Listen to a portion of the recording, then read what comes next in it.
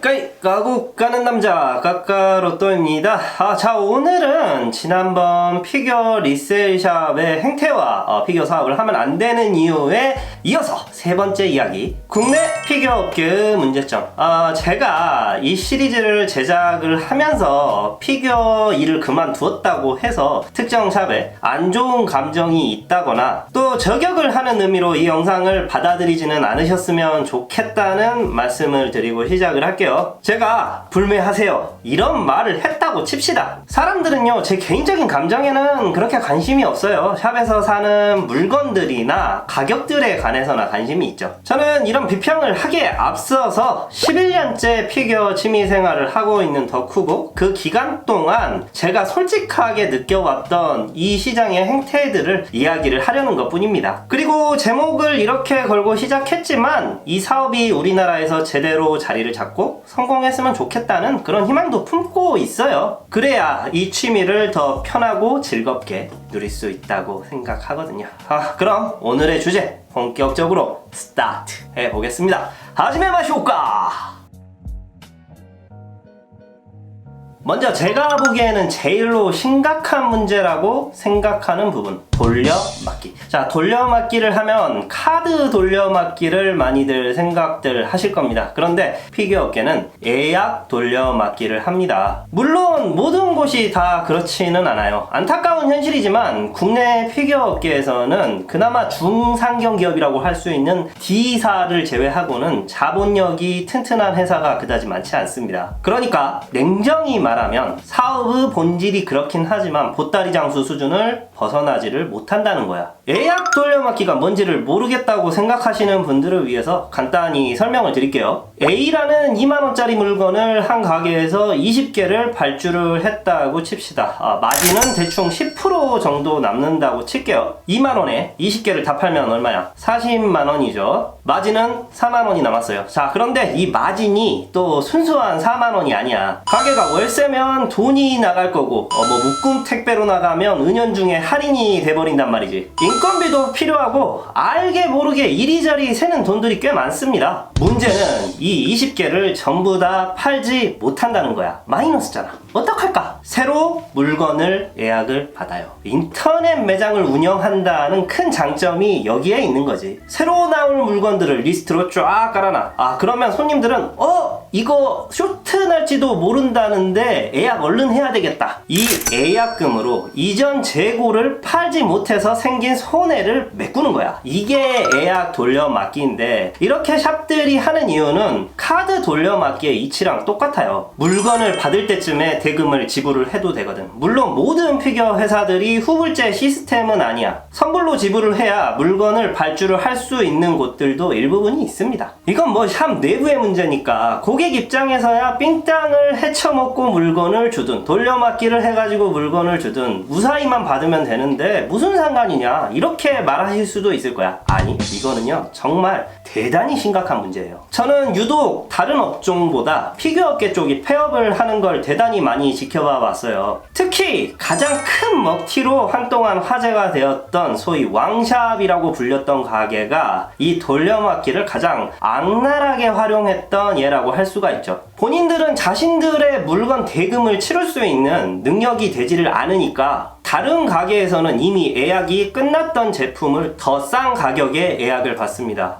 발주 같은 거는 넣지도 않았으면서요. 사람들이 재밌는 게, 물건이 멀쩡히 있을 때는 관심을 안 보이다가 그 물건이 품절된다거나 얼마 남아있지 않다고 하면 그 순간 그 물건에 집착하거든요. 그런 심리를 잘 겨냥한 게 홈쇼핑이죠. 곧 절판됩니다. 많이 보셨잖아요. 특히 집착이 심하신 분들이 이 예약이라는 미끼를 딱 무는 거예요. 그렇게 내가 물건을 받을 줄 알고 소중하게 걸었던 예약금은 그 용도로 쓰이지 않고 엉뚱한 데 쓰이는 경우도 있다는 거죠. 그런 사람이 한두 명이겠습니까? 엄청나게 쌓여서 뻥 하고 폭발해버리지. 물론 오늘 하는 이야기들이 모든 피겨샵들이 전부 다 그렇다고 싸잡는 건 아니에요. 돌려막기를 해서라도 어떤 식으로든 고객의 물건을 구해주려는 소명감을 가진 그런 샵들도 있어. 그러니까 결론적으로는 이 사업을 일을 하시는 사장님들께는 꽤 미안하게 들릴 수도 있는 이야기인데, 피규어 쪽은 자본력이 튼튼한 사업체가 별로 없다는 게 이 이야기의 포인트예요. 냉정하게 말해서 피규어 팔아서 국내에서 성공했다는 사람 들어본 적 있으세요? 뭐 이렇게 저렇게 기사화로 뉴스가 돼서 나온 것들 간혹 들으셨을 수는 있겠죠. 그런데 단발성으로 나온 성과를 내보이면서 성공이라고 고집을 하는 건 성공이 아니야. 다이어트로 비유를 해서 내가 여기서 만약 살을 20kg 정도 뺐다고 쳐봐요. 여기서 다시 원래대로 돌아가지 않고 20kg를 뺀 상태를 유지를 해야 다이어트에 성공을 한 거란 말이야. 사업도 마찬가지입니다. 덩치만 뒤지게 키워놓으면 뭐합니까? 확장 엄청나게 해놓으면 뭐예요? 내실이 없는데. 막상 대기업이 손가락으로 턱 하고 눌러버리면은 국내에서 살아남을 수 있는 사업체가 과연 몇 개나 있을까?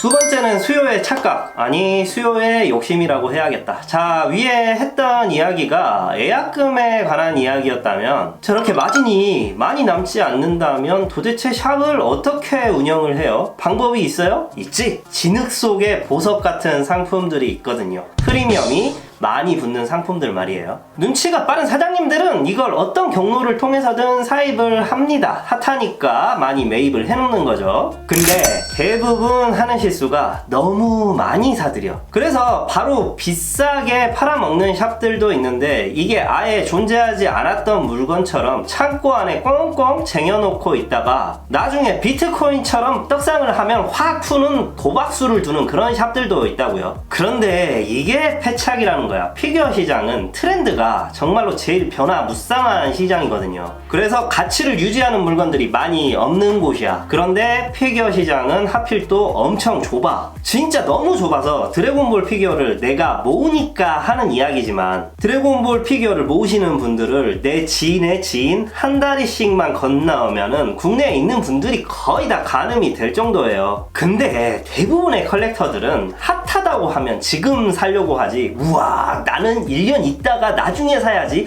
이런 사람들은 없어. 그리고 물건이 발매되고 1, 2년 지나잖아요. 그럼 이제 사람들은 상대적으로 그 물건에 대한 관심이 떨어져요. 왜냐고? 그동안 더 이쁜 새로운 상품들이 많이 나왔거든. 이 제품 1, 2년 전에 엄청나게 프리미엄 붙었던 물건이에요. 광고해봐라. 안 삽니다. 그동안 다른 경로로 이미 다 구했어요. 그 물건을 구하려는 수요들은요, 물건을 구하지 못한다고 해서 그냥 가만히 있지를 않아요. 그 수요가 사장님이 킵해놓은 물건 수량만큼 그대로 남아있다고 설마 생각하고 있는 거예요? 물론 더러워서 안 산다고 포기하는 사람도 있을 거야. 그리고 핫한 제품들에 관한 생각은 사재기를 한 사장님만 하고 있는 게 아니야. 다른 샵들도 눈에 보이니까 그렇게 할 거고, 개인 리셀러들도 되팔이를 해서 물건이 뿌려집니다. 결국 그럼 어떻게 되겠어요? 그 원기옥으로 모아놨던 악성 재고들은 나중에서야 이 취미를 알게 된 소수나 시세나 가격에 대해서 무지한 사람들이 걸려들게 되는 거예요. 이 사람들은 뭣도 모르고 사겠지만 초보가 고인물들한테 가서 자랑을 합니다. 우와, 저 이거 레어 제품인데 어디 샵에 하나 있는 거 구했어요. 고인물이 답해요. 어라, 바가지 쓰신 것 같은데. 그럼 이제 이 사람은 기분이 상하는 거야. 레어를 판 게 아니라 악성 재고를 나한테 바가지를 씌웠구나. 그러니까 차별화가 없어. 저도 처음엔 서울 올라와서 신기했습니다. 오프라인 매장은 지방에서 보기 힘드니까. 그런데 조금만 오프라인 샵들을 둘러보잖아요. 다 똑같아. 샵들이 팔고 있는 게 가격이 조금씩만 다를 뿐이지. 맨날 똑같은 패턴이에요. 핫한 물건 나온다, 저기로 가자, 우르르르르. 저기도 나왔네, 우르르르르르.